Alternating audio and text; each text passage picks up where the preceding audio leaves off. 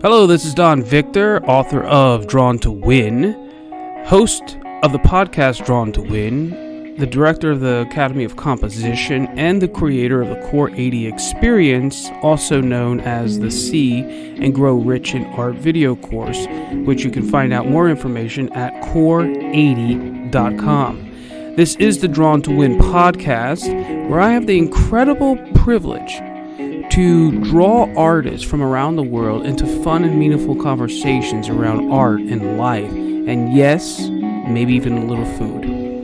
You can hear us each week on iTunes, Stitcher, SoundCloud, and YouTube. So make sure you subscribe so you always have a seat among friends. Let's get into the show. Today we're going to talk to Mr. Curtis. I'm going to call him Mr. Curtis. Oh my gosh, that reminds me of a story. I got to remind me to tell you the story of Mr. Curtis. Curtis happens to be one of my favorite artists. And for all the people who come on this podcast, I apologize up front that I'm giving him this award. And we're going to talk about some of his artwork, how he became an artist, all those kinds of things. Something that's going to happen tomorrow that's pretty cool. Not pretty, it is cool. It's awesome. And so we're just going to go ahead and we're going to jump into it. Curtis, welcome to the show. Hey, thanks for having me. Your words are way too kind.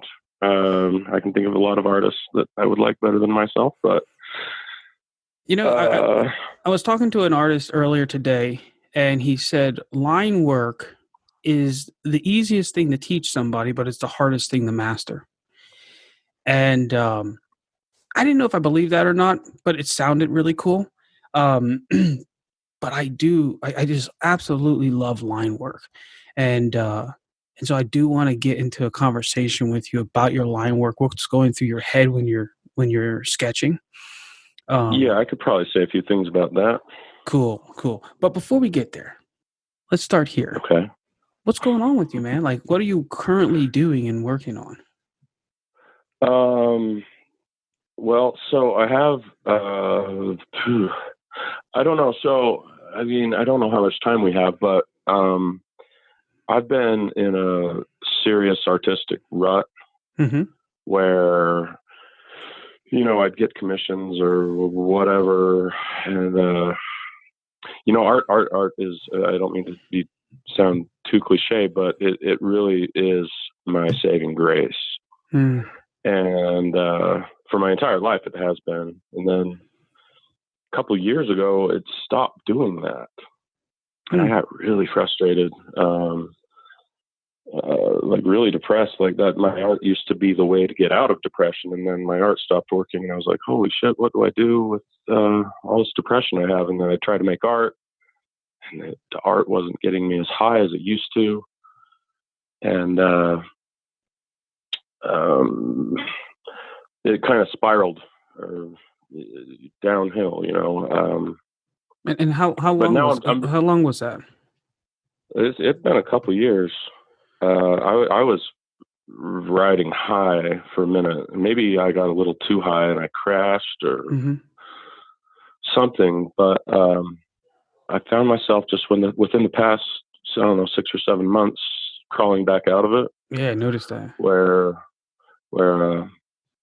I can push the rest of the world out and away and be happy in my own little cave, usual comfort zone. And so right now what I'm working on, I've been commissioned to do a lot of things, a lot of portraits, some illustrative work, and it kind of kick-started me. I'm not really doing it for the money. The money's always nice, but I'm finding that even if I'm not making, I mean, I sound like a dick saying that the money brought it back. It didn't. I just found, I was like, okay, yeah, I need some money. Let's make some art. But in there, I found some pieces that I've been missing for a couple of years, where I lose track of time. It's like a meditative state. Sure. I think about it during the day when I'm at my day job, that hasn't happened in a while. seemed kind of foreign. I'm starting to let myself get wrapped up back into it. I don't know if I kicked myself out of it to begin with or not, but I don't know. It's one of those. It's really hard to articulate. No, I get it, man. I get it. If I don't, yeah, if I'm not making art, there's something really wrong in my life. And if, well, it's not to say there always isn't something really wrong in my life, but if I'm not making art, I'm having a hard time dealing with what's wrong in my life. If that makes more sense. Indeed. So right now, I'm taking commissions. I've got a solo show downtown Salt Lake City. I can't remember if it's June, July, or July, August. I can't even remember the name of the place that it's going to be in. I just know it's coming up. Let me ask you this question when it comes to you doing your work. How do you feel when you start applying cash to your artwork? That it becomes I guess the word is a commodity, right? That it becomes this thing that people buy. Like how does that honestly like make you feel? It's a double-edged sword. Yeah. Well, first of all, it gives you like a baseline. Mm-hmm. So if I did this for this amount of money, for something more, I have to. I don't know. I don't know. I can do something in 20 minutes that I think is fucking brilliant, and other people think that it's fucking brilliant, and they're willing to pay me way more than I would ever ask for. And then I can work on something for 20, 30 hours. Like, I will give you this amount for it, where I'm like, oh, let's do the math. What is that? Like $5 an hour? It's really weird, know, and it's like, I don't clock in, but also when money comes into play,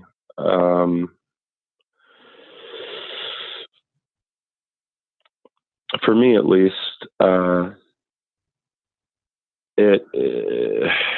don't want to say it cheapens my experience, but it kind of puts a limitation upon my art. I don't want to go too crazy or get too off track, or I'm thinking more about the client, and so it kind of inhibits my true artistic ability, or I don't know, ability.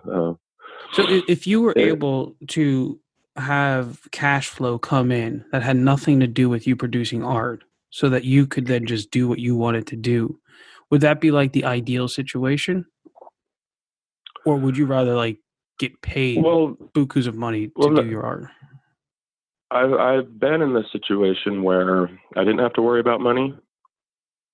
And yes, I created so many pieces of art that made me so happy that never went anywhere. I mean, I've sold some of them, but yeah, I could just diddle around, and but that was a lifetime ago where I didn't have to worry about money. Now I do have to worry about money, and so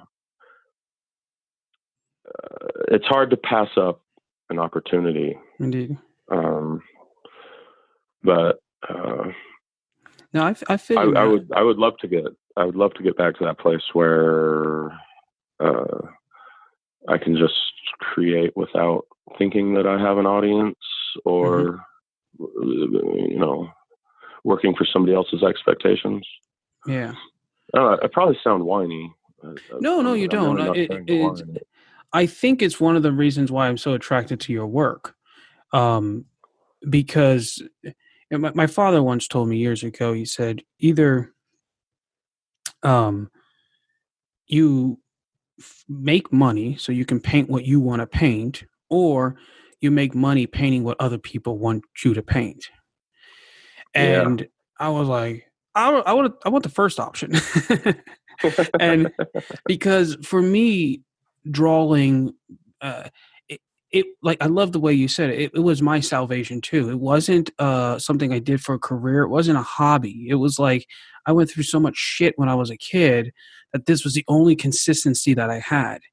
And and I remember like people, like I would be in one foster home, I remember, where the mother punished me by taking away my drawing, like my pencils and paper. That's how she punished me, right? Fighting words. Yeah. So I remember going out into the yard, spitting on the ground to make mud and drawing that way because I was so angry with her that I had to, in my mind, I literally had to kill her. But the only way I could do that was to actually draw it out, right? And so when I was younger, I do a lot of violent things. But so to me, art was it wasn't about drawing pretty pictures and maybe one day having a career doing it and all that stuff. It was something very, very personal, very, very deep. It was a way of expression. And when I look at your sketches and I call them sketches, but your drawings, I see the mechanics of your thinking, the brain, the soul, the heart, like all these different levels of what it is to be human coming out in your lines. And so your story that you're telling me, it doesn't surprise me at all. Not at all. It makes total sense. Yeah. I never, what am I, 36 now? I never put monetary value on my art until just recently, where hell, man, rent's due soon. Yeah. I guess I could sell this. People have been telling me that I've been charging way too little for what I'm doing, but maybe it's because I don't see it as, well, I'm going to sit here and polish this diamond until it's worth X amount of dollars. I see it as, this is my release. If you want to buy it, fuck yeah, give me $5. I can take a photo of it and remember of it. Yeah, because it's more about the experience, not the final product, right? Totally. Yeah, totally. And it's like you got what you got. You got what you needed. Yeah, and yeah. It's almost like I love people. Oh, before it's almost like someone who works out, right? It's like they have this incredible body. And some people work out to get the body. Some people have that body as a result from the love of working out, exercising, eating healthy, having control over that part of their life, right? And the result is the body, right? And I wonder, not that I wonder, that for some of us, that's how art is. It's like, okay, I produce this stuff. I'll tell you a funny story, man. When I was 17, I remember I was in this one foster home, and I cried to my mom because everybody told me I was winning all these wars and all this stuff, and everybody would say, "Man, you're gonna grow up to be a great artist, right? You're gonna be an artist." And I remember breaking down because I didn't want to be an artist. I wanted to be a family therapist. I saw that was far more important to me, was the healing of people, than to draw and paint pictures. And I used to get so frustrated because I was like, why did God give me this talent that I don't, that I can excel at, but at the same time, like, I don't want it. Like, I want to do this, and it was a very, very frustrating time for me. But well, I think that I think art for you may be serendipitous. I don't know. No, I was told all throughout my younger years, like, wow, you're an artist, you're going to be famous one day. And I was like, but I don't paint like Vincent van Gogh. Or I could go a million ways with that. I would say you probably do paint like Vincent, actually. I think he's probably the worst example. I think you would probably fall in, if you were sitting at a table, Vincent, Degas would totally understand. Like, you guys would totally relate to each other. And not in terms of style, but in terms of spirit and mindset. What was that? Yeah, and at the time when I was a kid, or, just when people were like, you're going to be famous one day, I don't know, Mona Lisa, what is the Mona Lisa? I'm not going to piss some people off, but let me say here, I the Mona don't Lisa is a understand the piece of Mona shit. Lisa. It's really Well, not a great painting. it's not a piece of shit. It's technically an all right painting, but it's. I mean, would you like to wake up looking at that? I don't know. We don't No, have to I'm get going off to on say that I'm tangent, not but impressed by it. And to me, it's far more marketing because nobody has ever sat down and said, this is why it's great. Right. yeah, And let's be honest, like Da Vinci himself was an incredible man, but like yeah, he way almost better than finished the Mona nothing Lisa. and he didn't even have many paint. Like, I don't even consider him really an artist. He was more of an engineer, No, inventor, thinker. totally. And Hmm. now what I love about him is that I remember my drawing master used to say, if we taught art the way that we teach it now, in the days of Michelangelo da Vinci, these guys would have never been attracted to art because it didn't have the intellectual rigor that was required. And nowadays, it's much more about feelings and whatever, right? Or Hmm. it's just about observation and tracing and copying what you see. There's Pretty much, yeah. very little soul in art, and but and now we can get in conversation about what soul is. Let me put it this way: there's very little energy in it. Okay, Yeah. it's a lot of observation, but not real. It's observation of surface stuff, not really ideas. And but when I look at a Picasso, when I look at well, just Da Vinci himself, you know, Van Gogh. Oh my God, they got like there's so much depth of intelligence behind this stuff, and Hmm. and that's what I see in your work. I can see your thinking, and it's just raw. It's right there. And most people walk by and say, "Well, that's a pretty picture. Well, that's cool. You have a great style," Um, Hmm. and sadly, they're missing it because a lot of people just don't know how to read it. They don't know how to look at those nuances.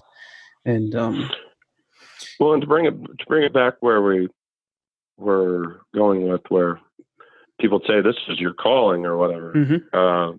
Art is completely subjective. I don't know how your feelings are on that. That's where I stand. Um, I think it's far more but objective than it is subjective. But that's yeah, that's a conversation for another time. I'm yeah. never going to understand anybody that says that. And I think I learned that lesson when I was really little. Like I would, like you said earlier, you would draw really morbid drawings or Hmm. whatever. I remember sitting in the pews at church with my family. I fucking hated it. No problem with Jesus. Absolutely no problem with Jesus. Hated the church. Gotcha. And so, in order to get me to shut up and sit still, my mom would give me a pad of paper and a pen, and I'd sit there and draw like decapitated bodies and, just whatever. And people would be like, wow, that's really good. And I'm like, no, you're missing the point. You're missing the point. That's I'm blood, and tortured I'm here. pissed off. Yeah, and so they were seeing my art for how I don't know what it was. I was like 8 or 9, like a little kid doing these things, and they're like, "Wow, you've got a talent, son." I'm like, "Well, that's not the point. Don't you see how pissed off I am right here? You see the blood? Yeah, that's blood. That's a severed head." And Severed head. I don't. Maybe that doesn't have much to do with subjectivity, but objectively, I was screaming out through my Indeed. pen. They subjectively saw, decent line work from an 8-year-old. Maybe they were just being nice. I don't know. Maybe I got I talked into think being. it probably scared the shit out of most people, but they didn't know what to do or what to say. They said, maybe if we just encourage him, he'll do something pretty and nice. How many times did you get that? Like, draw a picture, and with a disclaimer, could you make it something nice? Oh, I don't know if I ever had that. And Oh, if anybody ever said that to me, I probably dismissed them immediately. What I got a lot as a teenager was like, "Hey man, can you draw me a tattoo? Like I want a yes. skull with some flames like a dragon, like flying through space and time. And it's like, no, never. I'm never, ever, ever going to do that for you.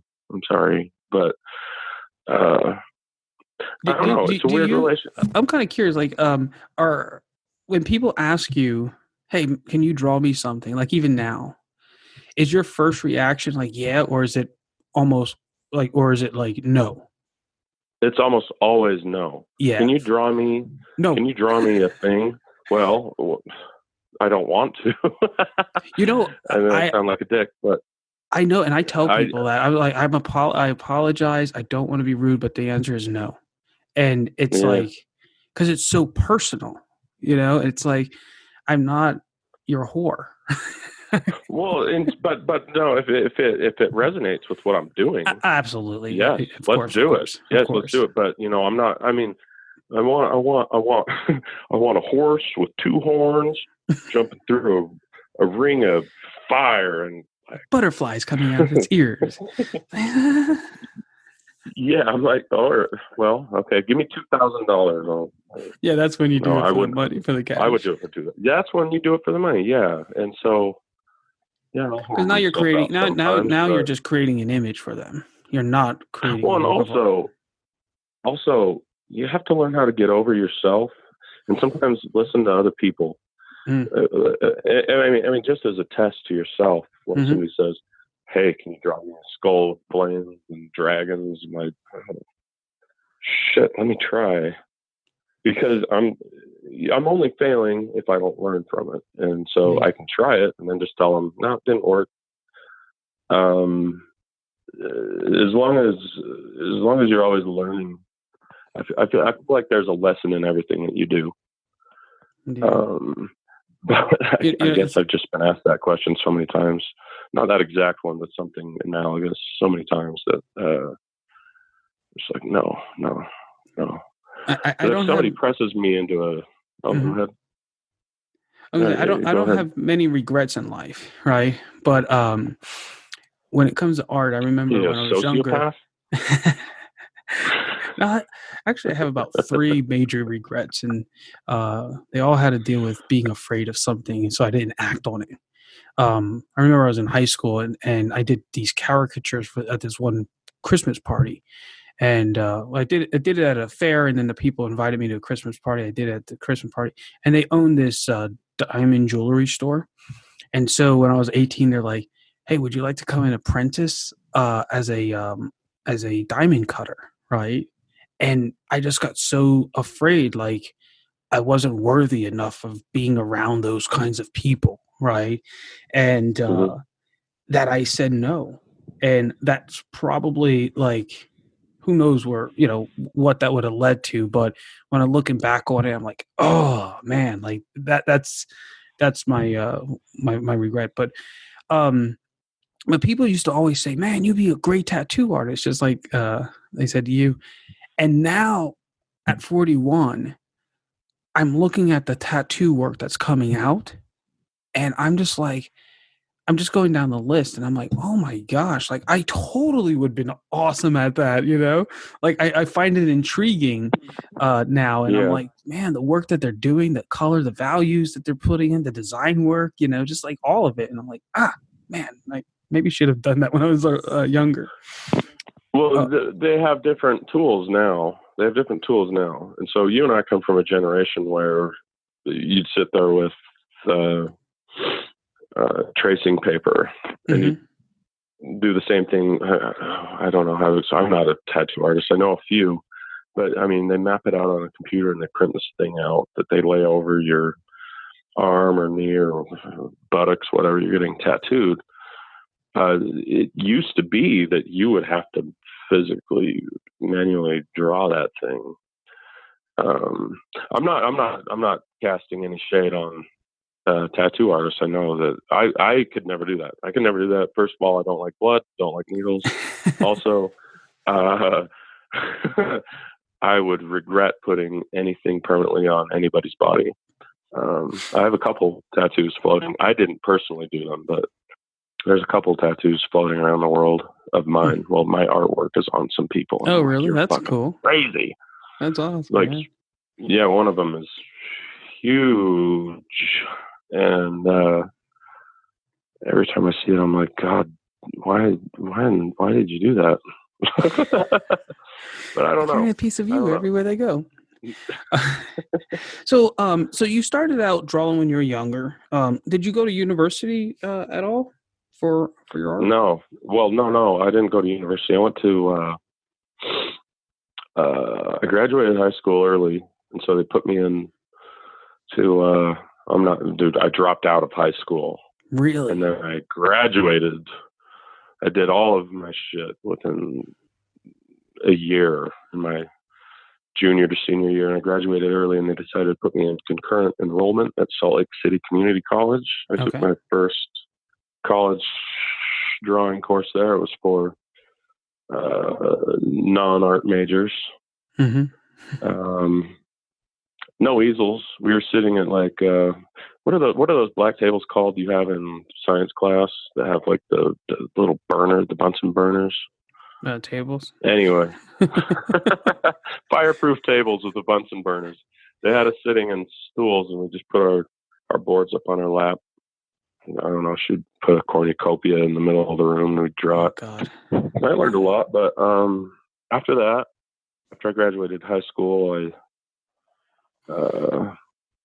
yeah, I have 203 college credits, but I don't have a degree. I just kind of took any class that interested me. Mm-hmm. Maybe half of those are in arts. I know that I'm just a few shy of a degree in illustration. Okay. I should probably go back and do that just to say I fucking did it. But I studied. I never went to university. This was a college, but I did study under some good teachers, Yeah. So a tell good us about that, because professor. there's no way that you get as good as you get, or as good as you are, without having some mentoring, apprenticeship, some tutoring, some guidance. So who are Well, like one or two of your biggest influences? um, I was gonna say that I'm mainly self-taught, but there is one artist at Salt Lake Community. He's the professor over figure drawing, life drawing. Mm-hmm. His name's Rick Graham. Dude, dude told me how I don't know how the hell he did it, hypnotized me or something, but he taught me how to replicate exactly what I see from life. That's cool. I'm not saying that I'm awesome, but as verbatim as I could verbatim. Um, and drawing really is just understanding how to see. So is painting, I think. Yep. And he's the one that broke that for me. And then other than Brian Griggs taught me a lot about color. I'm not a good painter. I could be if I just did it more often. Painting is a luxury, not a necessity. Mm-hmm. um, excuse me, I've got a cold, but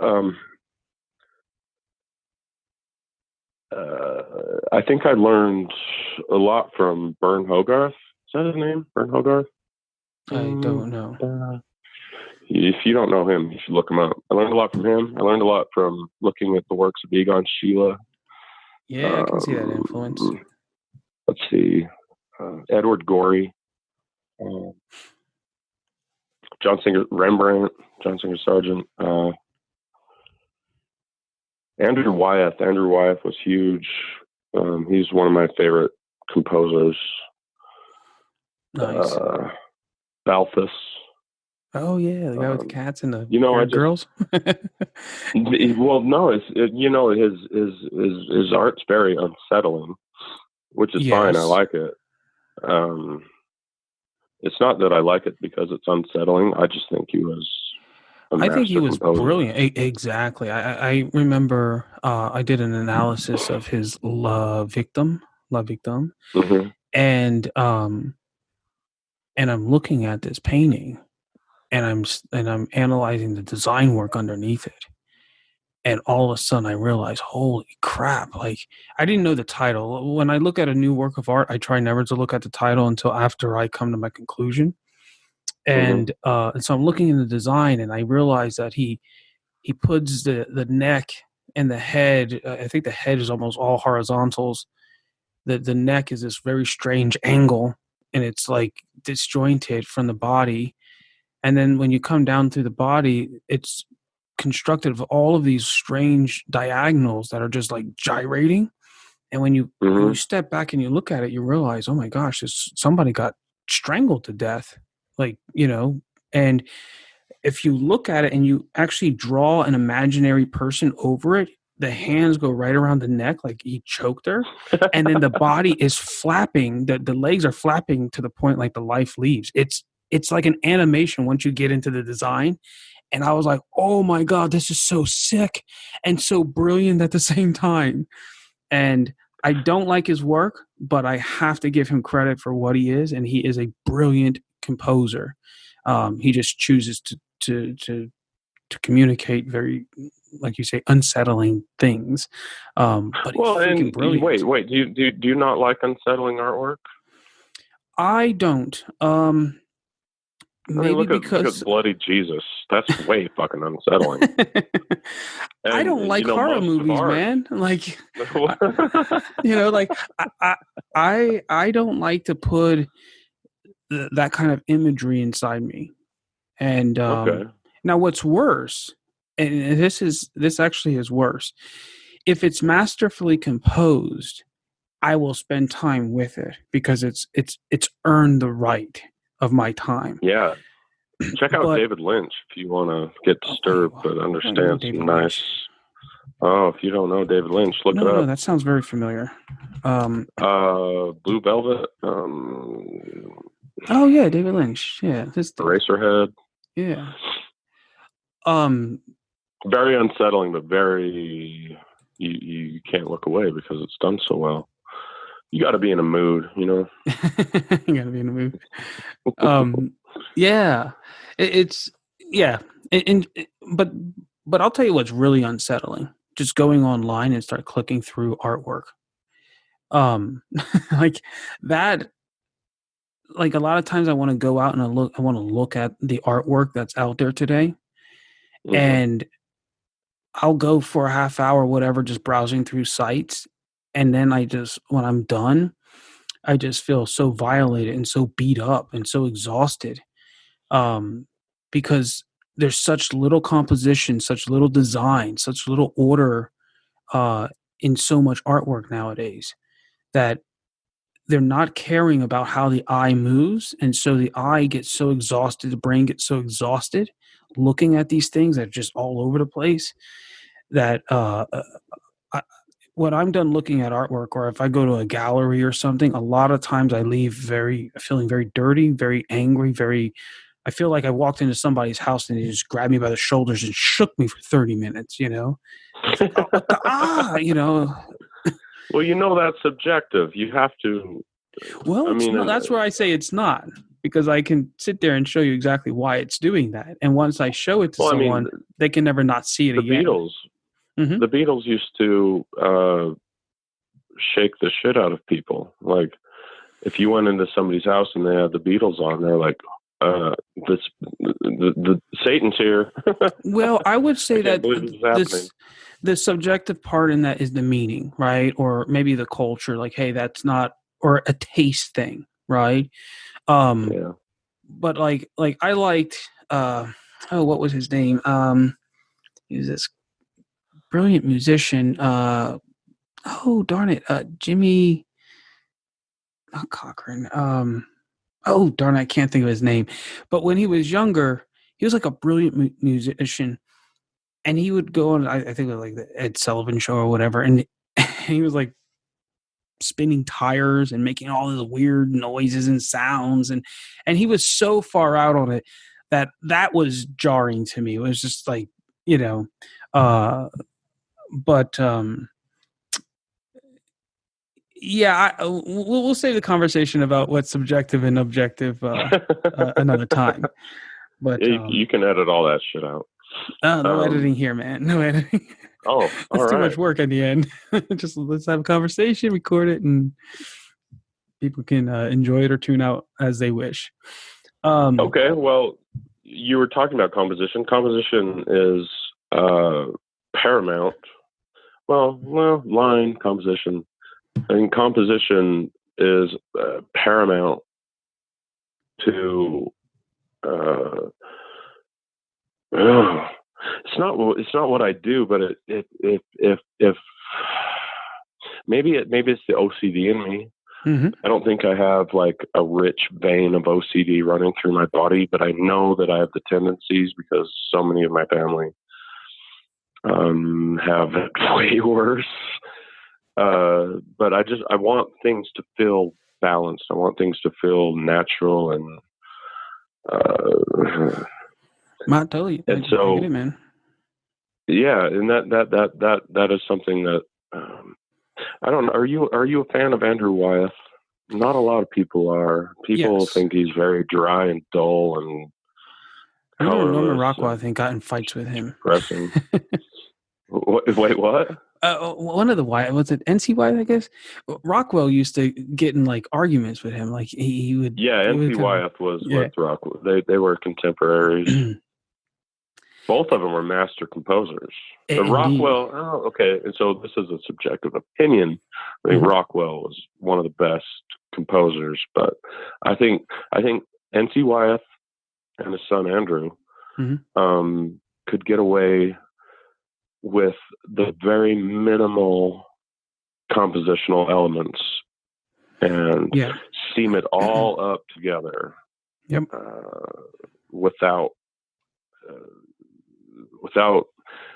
there was just, I mean, sometimes Norman Rockwell put a little too much in, or well, he had to. He was an illustrator, but that's what they actually would. That's actually the beef that was between them. Rockwell would say, you know, if I was going to do a boat, I want to know what boat it is, the type of boat. He would take the photos. He would go down. He analyze it. He would have all those little details in there, so you knew it was the boat. Where Andrew Wyeth would just draw the shape, you know, and like compose the shape, and it's like it was good enough. You knew it was a boat. You didn't need to know, you know, anything else. And I think it's in the My Life as an Illustrator where Rockwell talks. He's talking about this, and he's like, and he just does this, you know, and he starts talking about this little beef between the two of them. I heard a lot about that in college, and I just heard. Did you know that Norman Rockwell is not considered fine art? That he's an illustrator? And I was like, what the fuck are you talking about? Norman Rockwell is a fucking fine artist. And I mean, labels. What do you do with them? But I see it now. Only because people have told me what things are. But so how do you right now, like, how do you look at the difference between fine art and illustration? I think fine art, well, it goes back to subjectivity. Fine art is the subscriber is left to their interpretation of the piece, as opposed to illustration, where subjectivity is lost because they objectively tell you a thing. Trying to think of an example that I've seen lately. Well, shit, I don't know. Just pick up any magazine, look at an advertisement. Don't read the copy. Just look at it. You can tell what the hell they're doing. Yeah, it's much more about the communicating than the idea. Yeah, fine art, I think, is more just for the sake of being seen or heard or whatever. And so that's where I think it's easier to critique an illustration, getting the point across.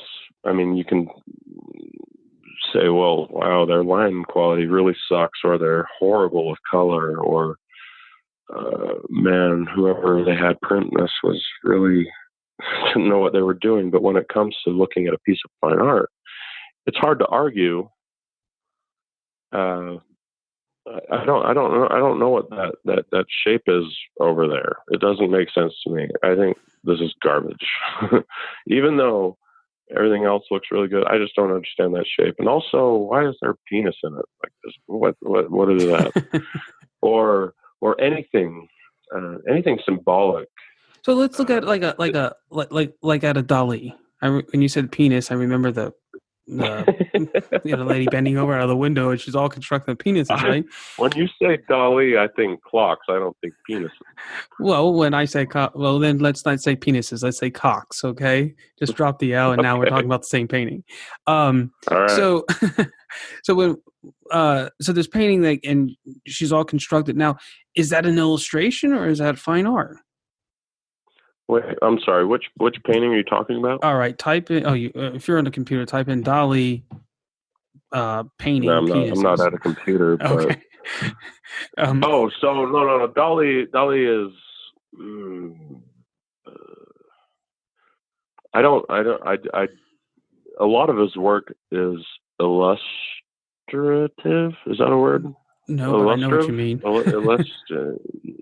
Yeah. To be honest with you, I'm a couple bourbons in.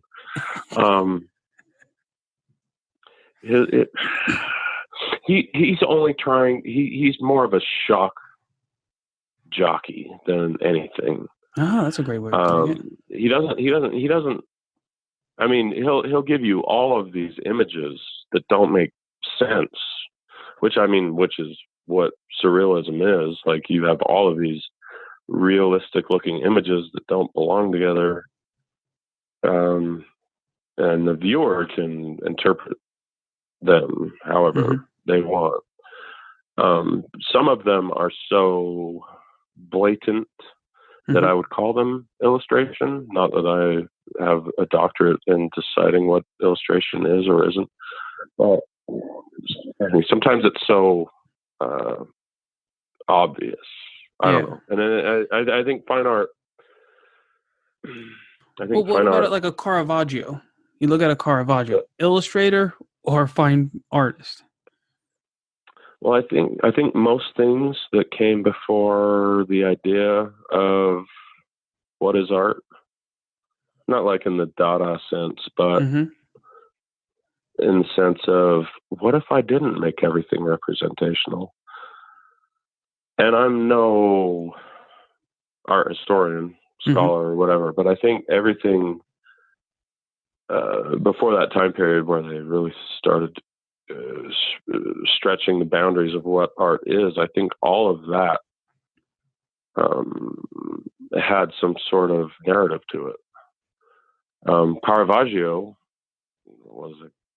he's probably my favorite painter. Nice. So I'd probably have more favorite painters, but he's the one that I've seen in person in a gallery of 1 million pieces that I could not stop. I couldn't walk away from this painting. And I don't know. Caravaggio, I'm sure he was hired to do whatever he did. I mean, most artwork before 1600 was just like funded by the church. I mean, Western art, what I mean. So yeah, I'll it had to have like a. I'll throw this out into the mix because I've been trying to figure out the difference between art and illustrators, and I think it was in Rockwell's book where he says, "I'm an illustrator, not a fine artist." And I'm like, what? Like, it confused me for 20 years. 20 years, I guess. I was probably about 11 when I read the book, so it was probably almost 35 years, or 30 years. And I've come to this conclusion. I'm not saying it's wrong or right, but it's kind of where I see it now. That a fine artist is really focused. I mean, where the illustrator creates an image, he has to compose it, communicate it. It may be extremely narrative, or it could just be a sensation that they're trying to communicate, but it's a communication. And the objective of the illustrator is to produce something that will be reprinted over and over and over again. And so they're more concerned with the image and how it and how it will be used. Where the fine artist is actually focused primarily on creating one object, and the object itself is the art, is the fine art. They both have images, and you could switch it, you know. Well, I'd have to disagree with you. Yeah? I don't mean to cut you off. No, go ahead. So in order to be an illustrator, you have to illustrate something. If you can't illustrate something, if you can't get that message across, you're not an illustrator. And so maybe pick up one could say that if you can't get your message across, then you're not a fine artist either. Well, and I'm not talking about in a narrative fine way. Artists don't have messages. But I mean, look at Pollock. Look at Monet. There's messages. You know, there's no. Well, not messages, and it's not messages in the sense of a narrative message, like Jack and Jill went up the hill, he's not illustrating. Right? Yeah, he's not saying, like, I don't know. Let's make it political and draw Putin looking very dark and blue and evil, and you get it, like he's a fucking asshole. If you're not going to be an illustrator if you draw a somewhat resemblance of Putin and he's I don't know, draped in flowers and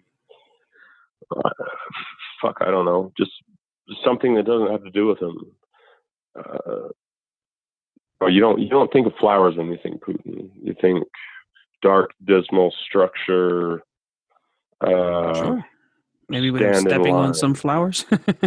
And so, yeah, there you go. But see, an illustrator, if they are a good illustrator, they'll get that point across with just an image. And I agree with fine that. Artist.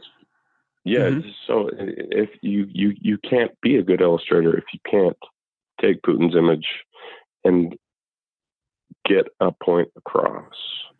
You can be a fine artist and paint monkeys flying out of Putin's ass. Sounds a pretty good illustration to me.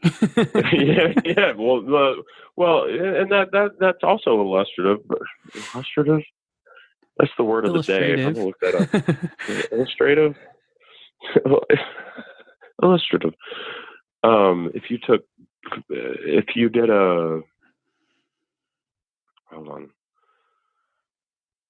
just like I'm trying to picture Van Gogh just painting a portrait of Putin, and him totally, it's not going to look like Putin. Well, that's where he would probably, well, maybe not Van Gogh so much, but like, I see where you're going with that, but where you're saying it needs to be dark and heavy, and having that type of sensation to it, that feeling to it. Yeah. If you are saying, hey, this is Putin, and you're thinking that Putin's like that, then, or let's say you say, hey, this is a painting of Putin, and you're really trying to capture the essence of it, right, of him. And it's very wavy and flowy. It's like, what? That doesn't work, right? It's too flowery in its movement. But if it's strong lines, dark values, hard contrast in certain areas, low contrast but dark, maybe dark grays in certain areas, and it just triggers in the brain this sensation of this very heavy, overbearing weight of a figure. It doesn't have to have his face on it. It doesn't have to. It could be blocks. It could be done very abstract.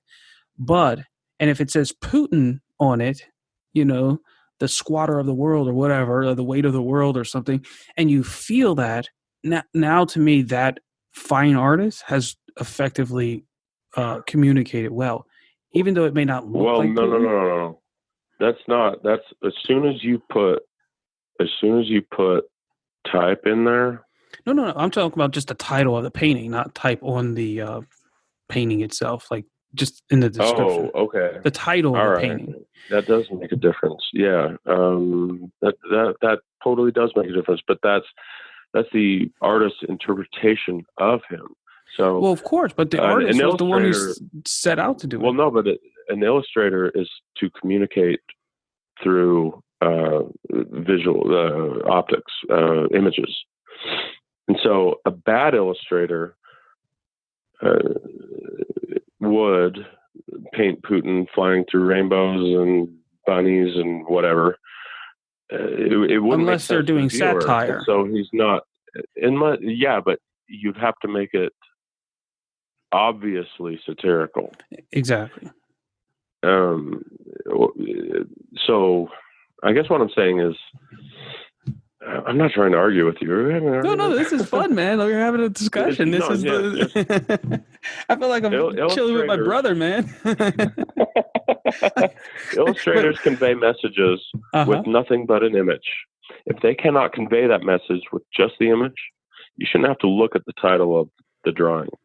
And so if I were to paint some daisies with, I don't know, a fucking blue, cold, frozen hammer and sickle laying in the middle of a flower field, I could entitle that Putin's Russia.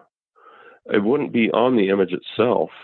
And that's still an illustration, but it's what am I trying to say? It's more it's harder for the viewer. I mean, unless I were to completely emulate, the Russian flag with the hammer and the sickle. I'm still leaving a little bit of it up to the viewer to comprehend on their own. Anything blatant is going to be more illustrative. Hey, all this technology, Victor, we should look it up. Yeah. Let's break for a second. Down. All right. Let me press pause here. Okay. And you can. Hey guys, welcome back. Well, we're back. I know when you're listening to this, it won't really sound like we went anywhere, but we just had some things that we had to take care of. I went to the airport and back. Yeah, to the airport. That's right. So now we're back. We had a great conversation about art and illustration, and now we're gonna. I want to get into a conversation with Curtis about line, because he's a magician when it comes to line, and so let's just jump into it. Curtis, do you have a philosophy about line, or some, where would you start if you were going to share your ideas and what it is that you do with your line work? Well, with line, I want to express as much as I can with the least amount of noise. And so, back in college, I was taught, when I was first taught drawing, a technique called push and pull, where you would leave some lines light, some lines dark, some lines really thick, some lines, and through that, I found that I could literally push and pull the dynamics of an image on and off the paper visually, just by pressing a little harder on the pencil, or finding a softer lead or a harder lead, to either push things back or bring things forward. And also, there's a poetry in line that I'm obsessed with. When I first saw Egon Schiele, when I very first saw him, I thought, wow, this guy just likes to draw pornographic pictures, but there's so much more than that. Indeed. He did it with a single crayon. I mean, a lot of them, like his basic line drawings, he would use a contact crayon. I can't remember what surface he would use, but he had that Mm-hmm. push and pull and that very raw, like you can almost feel the drag. Mm-hmm. Anybody who's put a medium, like a dry medium against a piece of paper, like, you can feel that drag. And I see that when I look at things in real life. When I'm drawing something, Expound on that. Like, what do you mean by you see that in real life? Like you're looking at it, well, you're seeing it in your subject. yeah, and it kind of comes back to composition, Mm-hmm. but it's picking out the lines that mean something. So Mm-hmm. if you take a human figure and you just tell them to sit down, I think about how can I portray this figure in its posture with as few lines as possible. That's called gesture drawing. I mean, if Mm-hmm. you were to do it like pure uh, bare bones, try to convey this person's pose with as few lines as you can. That's kind of what I look for. Well, I see it, and I don't know how the fuck I see it, but I see it, and that's what I draw. And That's awesome. there's a whole story in there. I mean, you can get lost in each individual hair or wrinkle or fold of skin. I don't want to tell the story of each individual hair or wrinkle or every fold of skin. I want to tell the story of what I see that is beautiful. And so I can omit all sorts of things. Yep. And then just keep the things that are really relevant to what I see. And then through really strong line or really delicate line or even loss of line, I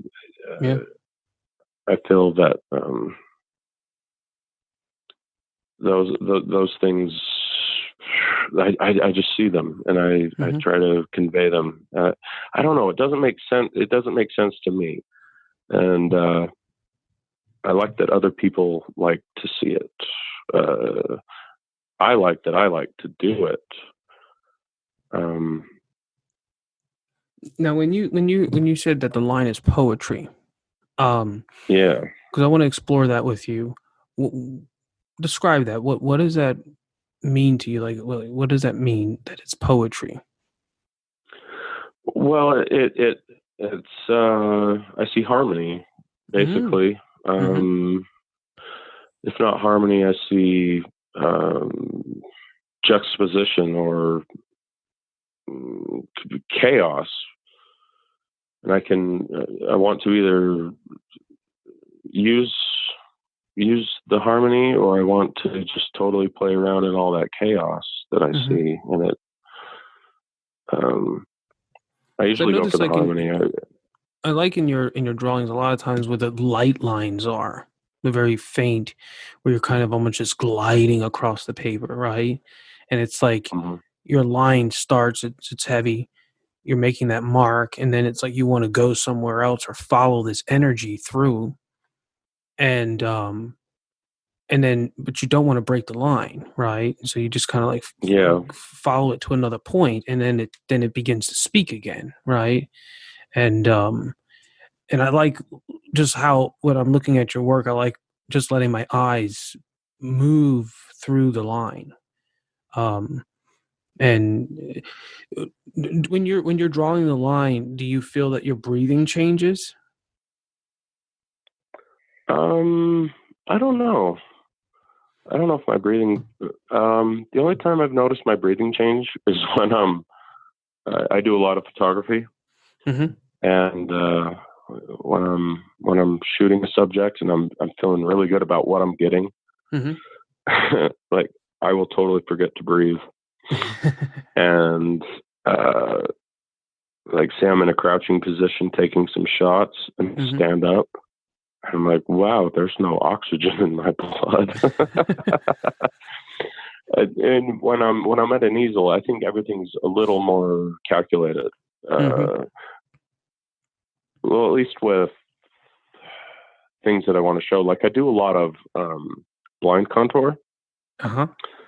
I use blind contour mainly as a warm up. It switches my brain from right to left.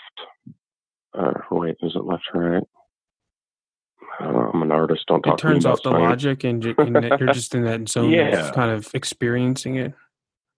yeah, and It's interesting in that. That's why I often say drawing is prayer, right? My teacher used to say drawing is thinking with a pencil, which I totally agree. But I that's a good think quote. that there's another level to it. Once you get past the logic and the thinking, and you get into that moment of actually just like where you're in the zone and you're feeling it, and your body is in harmony with what your eyes are seeing, and you're just kind of, it's almost like this dance that's occurring with your body Hmm. and your hand and the pencil, and the lines are kind of capturing this thing. There's From what my definition of prayer, which is probably not the same as 95% of the people in the East Western world, um, Hmm. you go into this place, and it's just like this hum, right? There's this vibration, in a sense, this frequency that you're tapping into, that you're capturing on this paper, and this ability to download that through your medium. Um, Hmm. like I don't know how to go say anything beyond that, but um, like I see that in your work, like especially in the light lines, and then when you want to make, it's almost like when you go back to the left brain, it's like then you make your dark line, right? Um, at least that's the way that I see it. I don't know if that's exactly what's happening in your brain. Uh, Yeah, I'm not really sure. I've never really paid attention to my. I mean, I know I paid attention to my light lines, but I'm trying to like think about a light line that I made. Usually, the light lines are just thinking lines. mhm. And maybe that's what you're getting at. And yeah, and so when I'm sure that that fucking line is there, yeah, Bam. I'll press hard. And it has to be important too. Exactly. That line has Yep. to be important.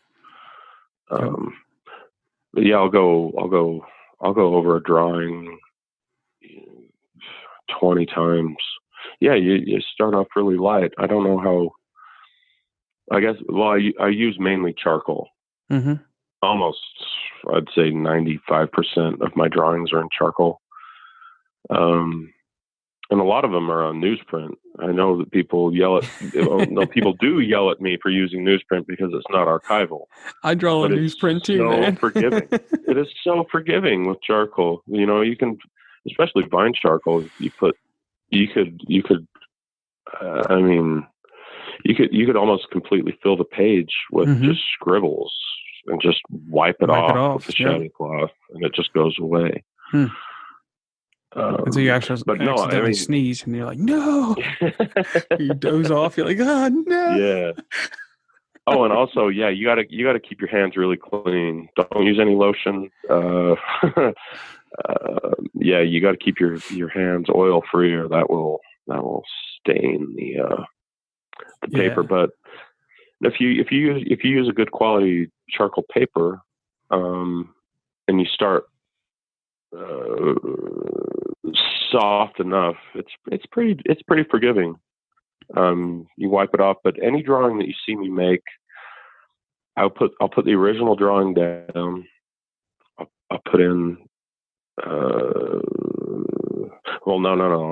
I'll put in the drawing, and then I'll completely wipe it down with chamois cloth until so I can just see like a little bit of the drawing, and then I'll start the drawing all over again, and I'll wipe it down with chamois cloth, and through the whole process, it's leaving. It's like I'm toning the paper, and then if I don't get too hard with the chamois cloth, or I'll use what are they, foam brushes.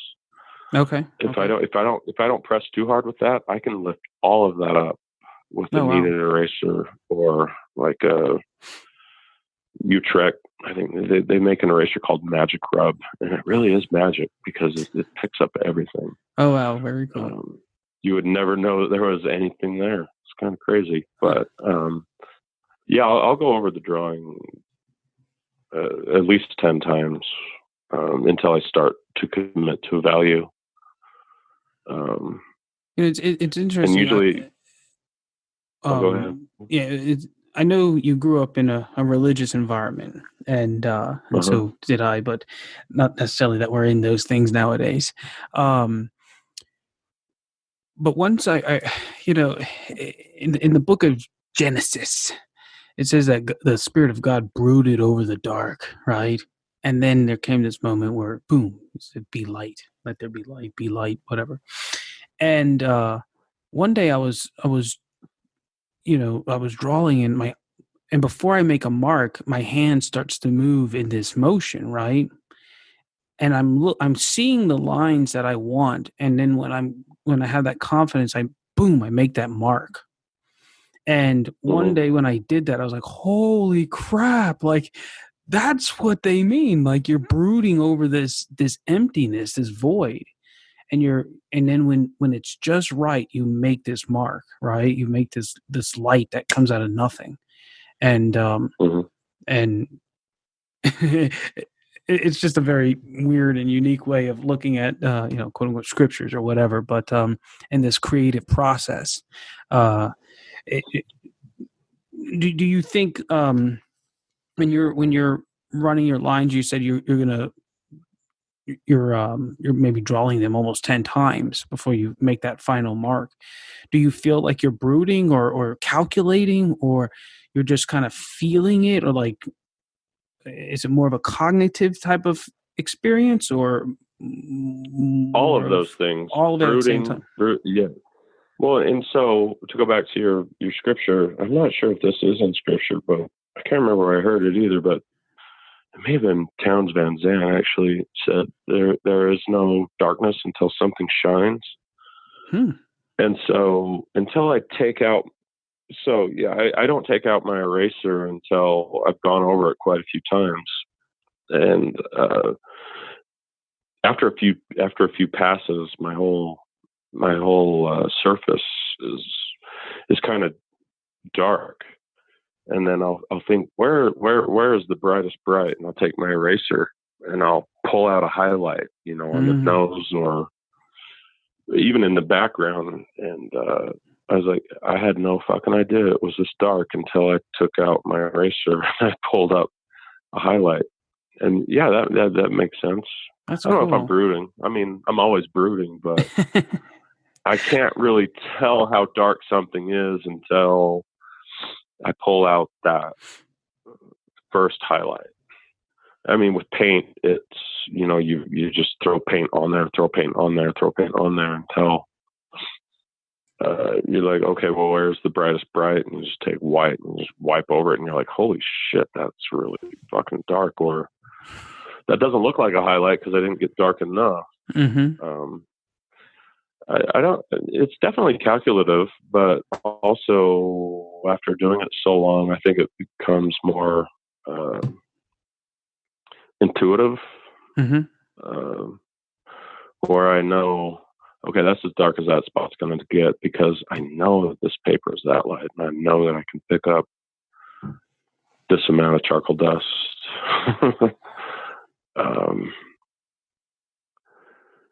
So let me ask you, with your lines, sure. Because you're a musician as well, I'd like maybe go in that direction and just kind of see your line work from that perspective, because we talked about the poetry, talked about a couple other things. Um, how would you describe your line in terms of music? How would do you see that they equate to each other? Well, it's kind of all about composition. Uh, I don't. I hate jazz music. It's not that I hate jazz music. I don't. It does not resonate with me. Uh-huh. All music for me has to have a melody, and it has to have um, a rhythm that I can predict, Mm-hmm. and that's kind of how I see artwork. That's kind of how I make Sure. artwork. Is there's going to be one line that sings, and there's going to be other components in the composition that keep a rhythm. Um, there's going to be harmony through other lines in the composition, from like the focal point or whatever you'd want to call it. Mm-hmm. Yeah, so I see it as, music and visual arts are very, very analogous. Indeed. A lot of people scratch their heads, especially musicians. They're like, what the hell? What if I try to teach a musician how to draw or paint? Um, I'll use those words, and they're like, wait a minute, but wait, like 1, 2, 3, 4, 1, 2, 3, 4. Like, no, not 1, 2, 3, 4. You just have to make sure that the timing is right for everything. I Yep. don't know if that makes sense. No, that makes total sense, man. It's And so, like, uh-huh. oh no, just think about, like, I don't know, a simple drum beat, and then like a simple drum beat being different negative shapes through the piece, Mm-hmm. and then maybe maybe the tune being relatively the same angled, Yep. drawing elements through the piece, and then you get the melody that just works with all of the negative shapes and the other pieces you put in. There's even more to it than that. Like I said, I'm a few bourbons in, but It's seriously, those two things are very analogous. It's easier to teach art to a musician, visual art to a musician, than it is to teach to a non-musician. I would And I agree. don't know. Mm-hmm. Yeah, well, at least composition. It's really hard to teach somebody how to like mix like a pale purple. Because if you're looking at it like, hey, I play, when I was in high school and middle school, I used to play saxophone, right? So I'm a saxophonist, right? I play saxophone, and then you go and say, well, I'm a painter, right? And it's weird. It's like both of those are mediums, and or the instrument in which you're playing your music or doing your art through. Um, and I think people will have a struggle when they're like, well, how does a saxophone player learn how to, do what a painter does? But like you said, if you're bringing it down to composition and it's the mhm, ordering of these elements, now visually we're dealing with line and space primarily, and then you can throw values in there. Um, but primarily, like in our conversation, we're dealing with line and space. And in music, you're dealing with a note in a space, right? Like an absence of a note. mhm, Like there's no sound. I like what Bruce Lee said. He said, the music is not in the notes, it's in the spaces. And totally. yeah, and it's freaky. I remember I used to listen to the notes of what they're singing, and then when you stop and you're like, wait, really focus on the spacing. It's like the song changes, and it's just a different experience. And the same thing with visuals. Like if you're just looking at the marks, that's one part of it. But the reason why you won't need to draw every line on the figure who's sitting down, you're just trying to capture the marks that matter, is because you understand that in the spaces there's all of this beauty that goes on if the marks are right, right? Totally. Yeah. Yeah. Mm-hmm. And then you can I think of repeat any things and well-composed piece of music. I think of any well-composed piece of music. Are you a Pink Floyd fan? yes. I won't say I'm a fan, but I have never heard anything I don't like. Let's put it that way. Well, do you know there's a song it's the first track of is it Wish You Were Here? I think it's Wish You Were Here. It's called Shine On You Crazy Diamond. And it's just repetitive droning bass and guitar chords. Mm-hmm. And it's all pretty much the same. And it starts to build up. And the song is like 17 minutes long. And like after 5 or 6 minutes of just listening to this built up rhythm and melody, you get 3 simple guitar plucks, and everything. Well, maybe all art is subjective. I'm gonna argue that to the death, but just 3 like ding ding ding ding. I guess that's 4, but everything makes sense after that, and it's just due to those 4 notes. You're thinking like, okay, what's going to happen? What's going to happen? What's going to happen? What's going to happen?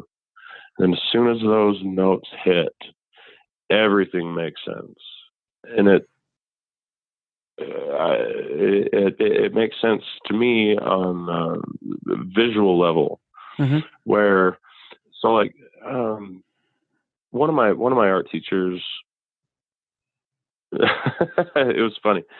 He walks into the classroom and he's just like, "You know what the secret to composition is?" And he turned right to me and he put his hand in front of his face like he had a secret. "Check your negative shapes." Indeed. And that totally made sense to me. Yeah. Because all of these negative shapes that you have going on, they are the droning beat with a simple rhythm and like, some color, some tune. And then what really sings is what is inside of those negative shapes. Yep. I don't know if that makes sense. It makes sense to me. It makes total sense, man. It makes total sense. I mean, if you have a square, and you look at a square, 4 lines, it creates a certain squatty sensation, right? It's like a tight, condensed sensation. But if you make that into a very tall, long rectangle, you still have 4 lines, but now there's just this elongated space, and then the eye moves through it very differently, triggering a very different sensation.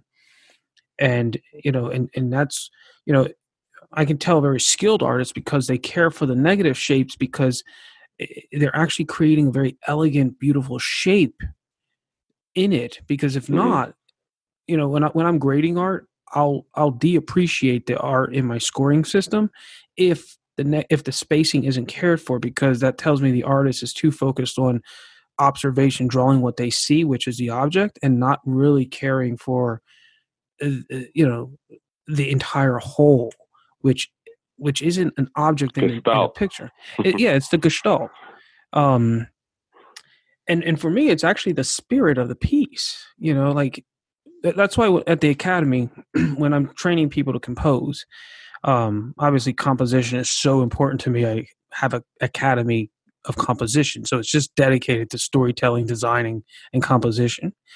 And we don't teach drawing there, and we don't teach painting. We just teach you how to think in terms of what you want to communicate and how to actually compose it. And I've boiled the system down where I was like, negative space, negative shapes, positive. I'm like, F all that. Like, it comes down to two things. You either make a line or you have space. And if you only manage those two things, then all of the other stuff takes care of itself. And then once you Totally. have that, then you can, bring in values and design values and even color. But it just makes it a lot easier to actually make music. In poetry, in poetry, you're going A, right? Mm-hmm. In music, you might, I don't know how to do this. Here's a really weird, I'll give you a really weird exercise, because I have all these weird exercises that I've kind of invented over the years. And one of the ones that I'll do, and I'll do it out loud if nobody's around, but I'll often do it in my head. And let's say I'm standing somewhere and I'm looking at the molding along the floor. I will make a sound as long as my eye is running against that line. But once there's a door or a window or a chair, right, I break that sound. So it might go beep, beep, beep, beep, beep, beep, beep, beep, beep, beep, beep, right? And I'm starting to hear what the visuals. What was that? I said you're fucking crazy, but it's good. I know. But by doing it, by forcing myself to experience what my eyes are actually seeing, but from a different sense, it allows me to totally connect in a very, very different way. And the environment or what I'm looking at becomes alive, it, by experiencing it from a different way. I mean, ever since I was a kid, every time I would draw, people make fun of me, like when I'm drawing, because I make noises. I'm like, I've done it since I was like 5 or 6, and I still do it. And it's still do that, yeah. I still do it, man. I mean, I'm always making weird noise. Now my kids do it, man. Like I walk by and they're drawing. They're like, shoom, yoom, yoom, yoom. I'm like, yes, they're awesome. But I painted with a guy who would make orgasmic sounds. Shit you not. As soon as he hit the right colors, right place, the right time, like if he got that fucking brush stroke down, he'd be like, oh yeah. Yes. Oh. And I'd be painting with him. I'd be like, dude, will you keep it down over there? What do you need a cigarette? No. Like, he's like, yeah, I just got it. Okay. And then he goes back to his palette and starts mixing around. Yeah, but I appreciate that kind of passion. I wonder I'm sure I have weird clicks when I draw or paint. I don't know. People say that I go cross-eyed, or like will close one eye and like blur off, or like tilt my head. When I photograph, people will notice that I'm not breathing. I'll be like, yeah, okay. All right, just give me a minute. That's awesome. That's those weird things that happen. So let me ask you this, man. Because we're going a little long. I got. Yeah, go on. Well, okay. Well, we can do part 2. Let's wrap up this session. We'll do another one next time. Okay. So let me ask you. We're going to end it here. But what I'm going to ask you, how people can get in contact with you. They have a website, Facebook, whatever it is. But before we go into that question, I have to ask you the most important question that we ask the artists when they come on. And that is, what's one of your favorite foods? Because we got to end with food. Dude, not top ramen, but Morin ramen. Oh, okay. What's the difference? I don't know if I'm. Well, one's so one 5 is cents top more ramen, expensive. The other is no. I don't think there's any. MAUREN Morin. Oh, it's a brand name. Okay, gotcha. Yeah, okay. So it's not top ramen. It's a different one, and they cost about the same. But I find if you put frozen peas in that, or like a medley of frozen peas, carrots, and corn, and then a little bit of pepper. Mm-hmm. That will sustain me through the day. Really? That's if awesome, not man. that, the bacon, egg, cheese McGriddle from McDonald's. Yes. I just introduced my kids to that the other day. They're like, Dad, we don't want this. And then they ate it and they're like, oh my gosh, Dad. I got one for my daughter and she's like, wait, you're telling me that they made a pancake with some fake eggs and some gross cheese and I guess that's bacon? And you expect me to eat this? I was like, yeah, try it. Triple dog dare you. It's her favorite thing in the world. It's amazing. If you ever can, but the other day I went to make some French toast, right? But I didn't have any milk to put in the eggs.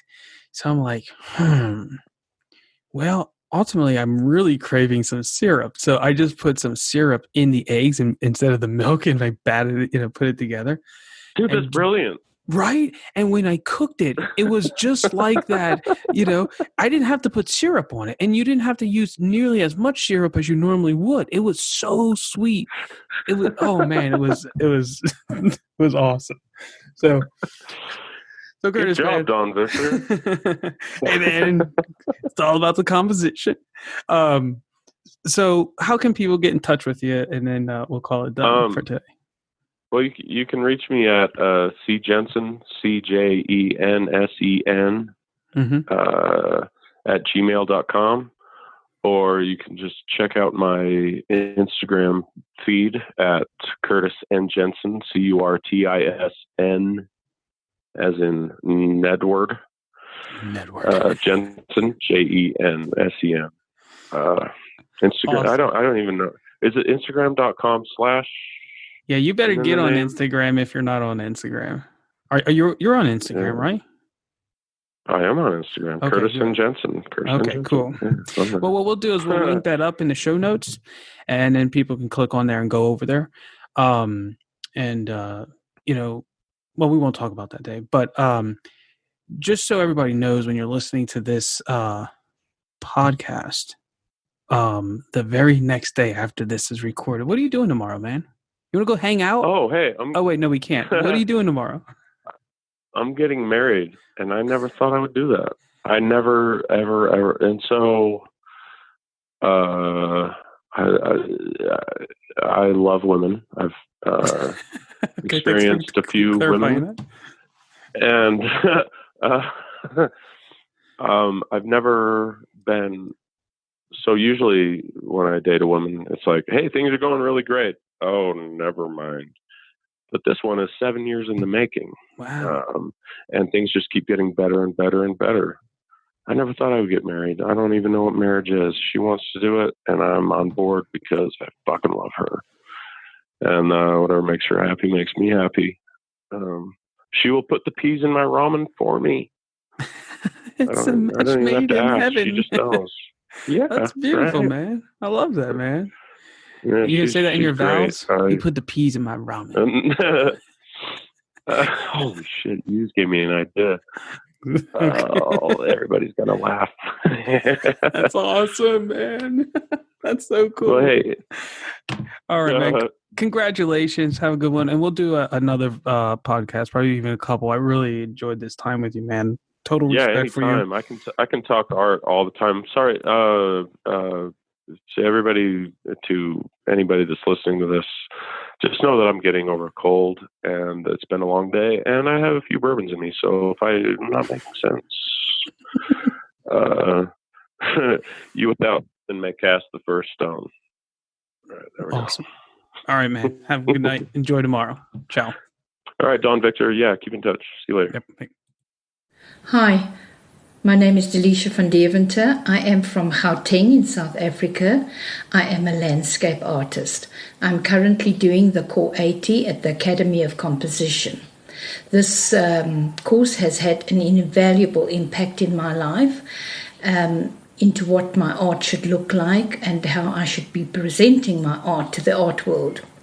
When I was challenged with what it means to interpret and read and analyze the old masters, I found myself starting to read their thoughts and the way they put certain objects in strategic places, the way their bodies would line up and lean in a certain direction, and why certain elements were lined up.